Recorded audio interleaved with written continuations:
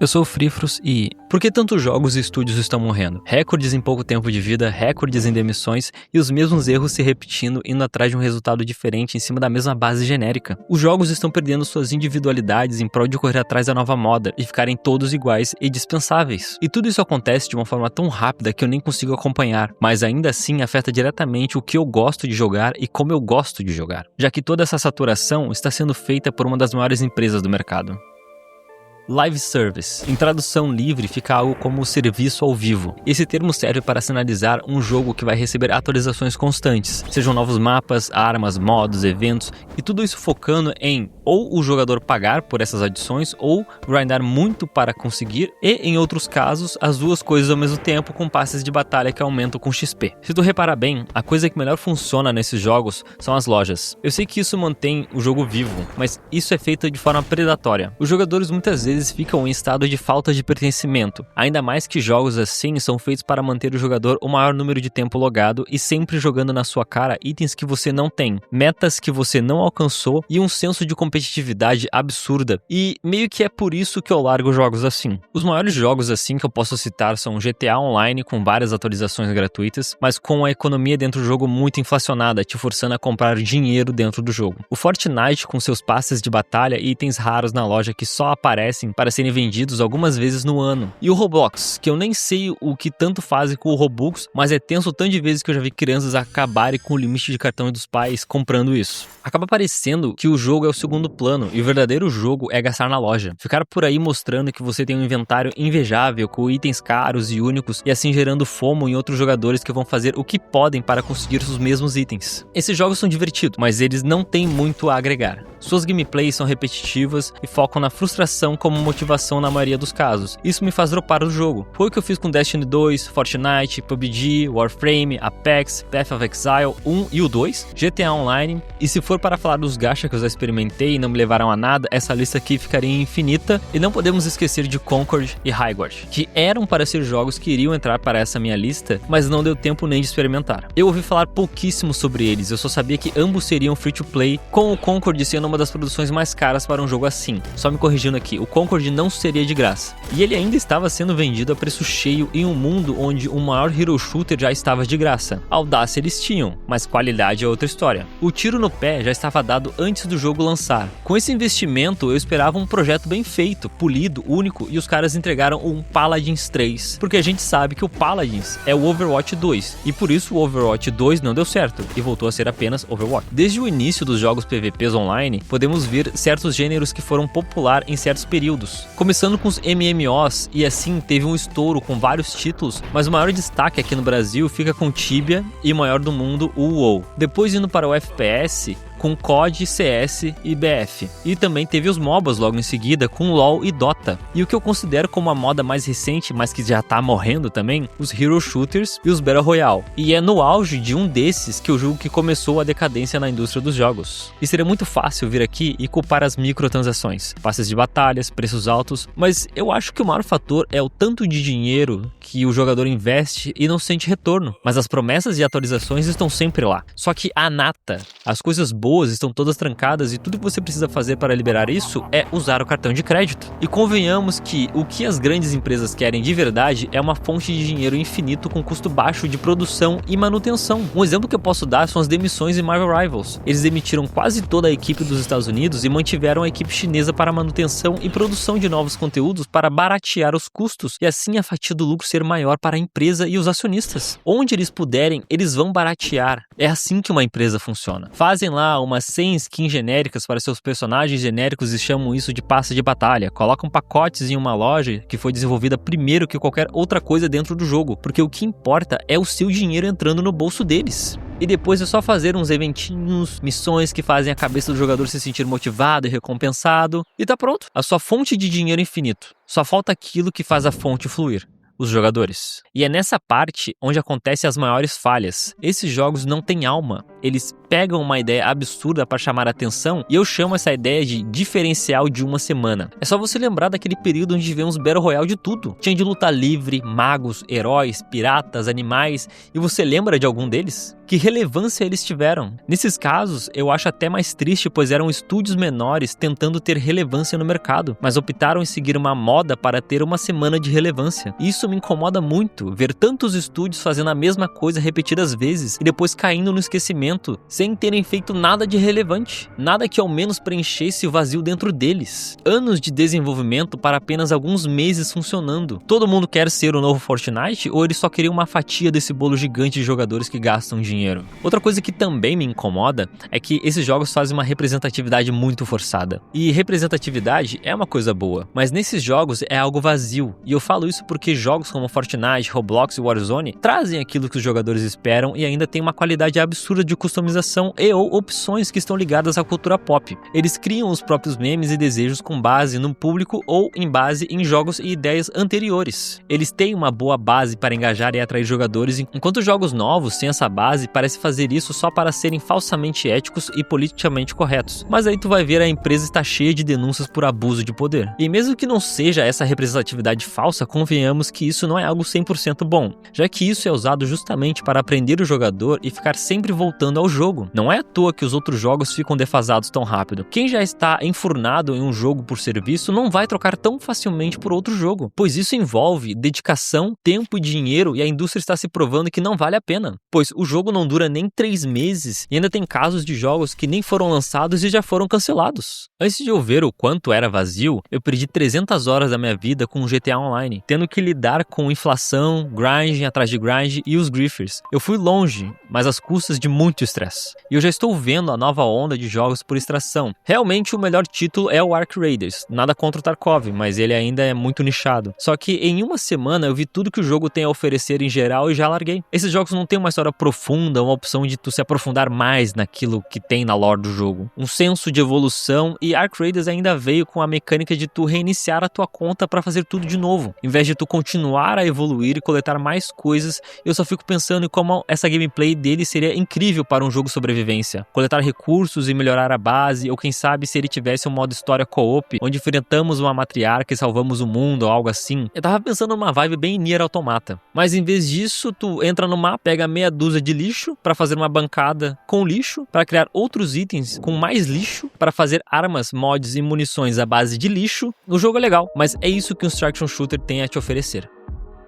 Seria o sonho molhado da Sony ter jogadores que nem o meu irmão, que joga Fortnite desde a primeira temporada, que compra o passe de batalha desde que juntou o primeiro dinheiro na carteira, que continua logando e jogando há mais de 7 anos e tem uma conta que deve valer uns 5 mil reais para mais. Mas o que ela tá fazendo para tentar convencer esses tipos de jogadores a jogarem seus jogos? Concord e... era até para essa lista ser maior, mas a Sony resolveu cancelar alguns jogos. O Marathon recém lançou, então vamos ver ainda se vai vingar. E Hunter's Gathering ainda está para ser lançado. Ela até fechou alguns estúdios por causa dessa decisão de conseguir fazer um jogo de serviço. Cara, simplesmente fecharam a Bluepoint do nada e nem tentaram se redimir com Concord. E já foram fechando também a Firewall, sendo que era óbvio que daria errado. Eles sabiam o tempo inteiro, por isso o marketing do jogo estava tão forte, que até eu, que não acompanho notícias de jogos, fui bombardeado. Concord foi um assunto muito comentado na bolha gamer. Então tivemos o cancelamento de jogos de serviço no universo de The Last of Us, Spider-Man, God of War, Twisted Metal, entre outros projetos que ainda nem tinham nomes revelados. E aqui podemos ver nomes de peso da indústria, universos que poderiam ter sido expandidos. Seria muito bom a volta do Twisted Metal caso estivesse sendo bem feito. E pelo cancelamento podemos ter uma noção que estavam deturpando o universo do jogo. E deixa eu pontuar uma coisa aqui. Todos esses flops e cancelamentos foi dinheiro sendo jogado direto no lixo. A Sony gastou por volta de $1 bilhão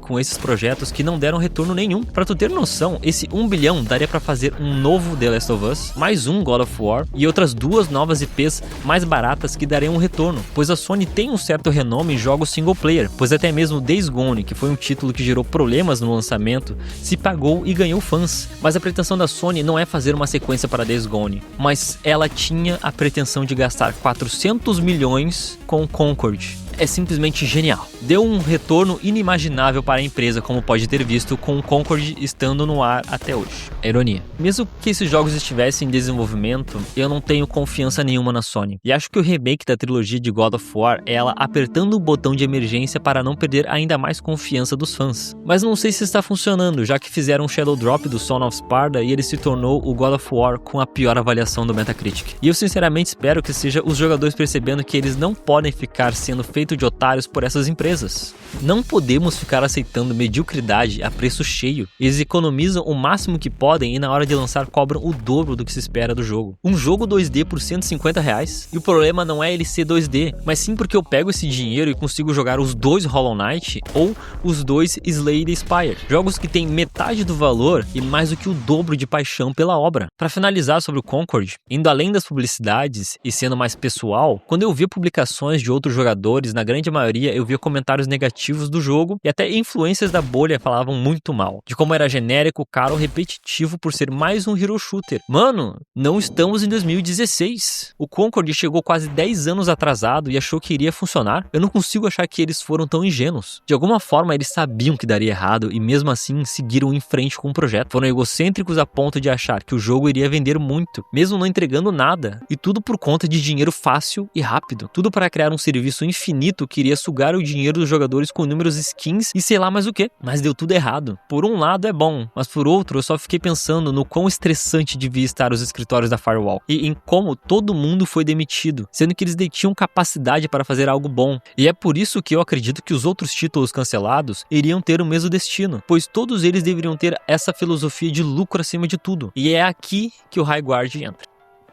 O The Game Awards 2025 matou o Highguard. Foi cômico ver a história se repetir tão cedo, 2 hero shooters sendo feitos bem próximos, com uma diferença de 1 ano e meio para o lançamento entre cada um. Mas no caso do Highguard, eu vejo uma certa verdade na ingenuidade deles terem achado que estrear o estúdio com um jogo de serviço iria dar certo. E eu julgo que eles tinham chance de dar certo até acontecer o anúncio de destaque do TGA. Se você viu o evento, pode ter certeza que o público esperava a revelação de Half-Life 3, como o grande anúncio de destaque. Afinal de contas, o que mais importa no TGA é o prêmio de melhor jogo e o anúncio de destaque. E Highguard estar nessa posição foi uma propaganda muito negativa para o próprio jogo. A ideia deles era fazer um Shadow Drop, e acho que ir criando uma base de fãs aos poucos, indo para o lado contrário do que o Concord fez com toda uma grande campanha de marketing e não se importando com os consumidores. Porém, a mancha dos live service já estava instaurada na indústria, e ainda o acréscimo dele ser colocado como um jogo mais esperado só fez acontecer o que aconteceu. Quem sabe se a Wildlight tivesse focado em fazer outra coisa como estreia, a empresa não estaria em apuros. Em seu lançamento, o jogo teve um pico de 98 mil jogadores simultâneos na Steam, que se tornaram 11 mil pessoas em 4 dias. Foi uma perda de 88% de jogadores. E atualmente, no dia 9 de março, momento que eu escrevo o roteiro, teve um pico de 389 pessoas no jogo. Uma perda total de 99,7% do público. Isso é surreal. E ele agora terá seus servidores encerrados daqui 3 dias, no dia 12 de março de 2026. O público queria Half-Life 3, ou algo equivalente, como Elder Scrolls, The Witcher 4, e não o Concord 2. No momento que eu vi isso acontecer, eu soube que esse jogo estava fadado. Não importa o que ele fizesse, ele sempre estaria atrelado a ser o jogo que foi o grande anúncio de um TGA. E no final, ele durou só 45 dias. Era claro que uma massa de pessoas iria entrar no jogo para experimentar, e assim, quem sabe, reter um pouco de público. Alguns iriam ver que não era nada demais e partir para o próximo, ou voltar para o seu Fortnite da vida. É o esperado, é o que acontece. Mas esse anúncio acabou com tudo. Os jogadores começaram a dar reviews negativas em massa sobre o jogo. Foi um boicote total e eu não consigo ver culpa no estúdio, pois o verdadeiro culpado foi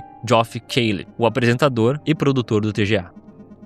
Eu não gosto desses eventos, eu não tenho paciência para ver na hora e prefiro ver os anúncios de forma isoladas desde o fim da E3. Tanto que, um dia depois do TGA, eu abro uma notícia, geralmente da IGN, que fala os indicados e vencedores, depois eu olho os anúncios da noite e daí eu vou pesquisar diretamente o que me interessa, ou às vezes nem pesquiso para não pegar spoiler nenhum. E Highguard chamou a minha atenção quando eu estava lendo essa notícia? Não, mas o Geoff Keighley sim. Como eu já disse antes, o verdadeiro anúncio esperado era o Half-Life 3. Mas o que é Half-Life? Ele é o primeiro grande título da Valve. a detentora da Steam, e a Steam é só a maior loja de jogos do mundo. Tanto que, tanto o Half-Life quanto Half-Life 2 foram revolucionários em suas épocas ao ponto do pessoal estar esperando há 20 anos por uma sequência que eu acho que não vai acontecer. Mas seria muito bom se acontecesse, finalmente a Valve vai aprender o que vem depois do número 2. É um hype de 20 anos com foreshadowings recentes de que esse anúncio seria real. Por isso eu falei que precisaria ser algo muito bom ou equivalente como um anúncio de destaque. E Highguard não chega perto de ser um anúncio decente. Highguard foi o azarão, o lanterna, o estreante tentando ganhar a Copa Pistão, sendo que tinha do seu lado o relâmpago Rodas Peladas McQueen. Todos acreditando que o grande anúncio iria ser incrível, e aí entra o papel do Geoff Keighley. Ele instigou muito o hype em cima do jogo antes, durante e depois do anúncio. Falou que nunca tinha jogado nada igual e seria o jogo que iria revolucionar a indústria, e pelo menos ele durou 30 dias a mais que o Concord, né? A Wildlight estava quieta o tempo todo, pelo fato que o jogo seria lançado do nada, um Shadow Drop. E isso abriu margem para pensar que o TGA tinha sim um grande anúncio, mas de última hora escolheu Highguard para tapar o buraco e assim matar o jogo. Pois mesmo depois do anúncio do TGA no dia 11 de dezembro, o estúdio não falou nada e não revelou mais nada. Eles mesmos não surfaram no hype criado pelo Geoff, que por sua vez não calou a boca e ficou o tempo todo instigando que aquele jogo merecia estar no anúncio, que as pessoas estavam desmerecendo o jogo e que ele deu a palavra dele. Todos estariam errados. E ele matou o jogo e provavelmente matou o estúdio, que no momento demitiu alguns funcionários. Eles não têm um segundo jogo que possa ser lançado a tempo e que vingue a ponto de salvar o estrago. O estúdio está manchado. Uma nova tendência com jogos de extração está começando e eu já prevejo como isso vai ficar saturado e vai acabar se repetindo. Tanto esforço, tanto dinheiro jogado fora para criar jogos irrelevantes, genéricos, que poderiam ter sido grandes jogos únicos, mas escolheram esse caminho e foram esquecidos.